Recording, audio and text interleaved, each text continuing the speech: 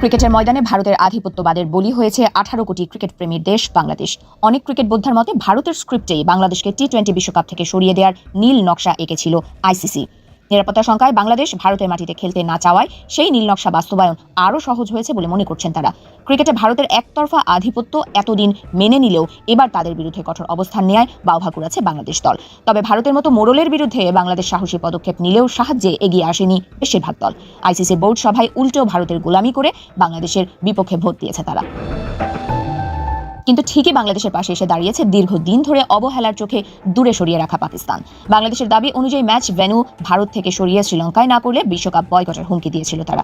বাংলাদেশের দুঃসময়ে পাশে দাঁড়িয়ে ভারতের আধিপত্যের বিরুদ্ধে সরব হয়েছে দেশটি। শুধু তাই নয়, বাংলাদেশের পক্ষ নিয়ে সত্যিই তারা বিশ্বকাপ বয়কট করবে কিনা তা নিয়ে উচ্চ পর্যায়ের বৈঠকও করেছে।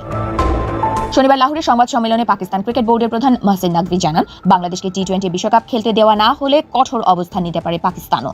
আইসিসির এই টুর্নামেন্ট বর্জনের বিষয়ে পাকিস্তান সরকারের সঙ্গে আলোচনা করা হবে বলেও জানিয়েছিল দেশটির ক্রিকেট বোর্ড।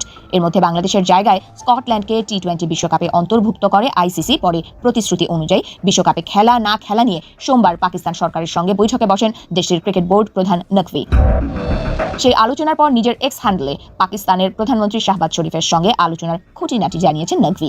পোস্টে তিনি লেখেন, প্রধানমন্ত্রী শাহবাজ শরীফের সঙ্গে একটি ফলপ্রসূ বৈঠক হয়েছে। তাকে আইসিসি সম্পর্কিত বিষয়টি অবহিত করা হয়েছে। তিনি নির্দেশ দিয়েছেন যেন আমরা সমস্ত বিকল্প খোলা রেখেই এটি সমাধান করি। চূড়ান্ত সিদ্ধান্ত নেওয়া হবে শুক্রবার কিংবা আগামী সোমবার।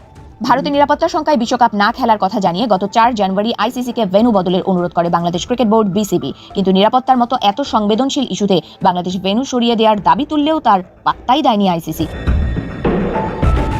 এরপর অনেক নাটকীয়তা শেষে 21 জানুয়ারি বোর্ড সভার পর আইসিসি জানায় বাংলাদেশকে পূর্বসূচি অনুযায়ী ভারতেই খেলতে হবে।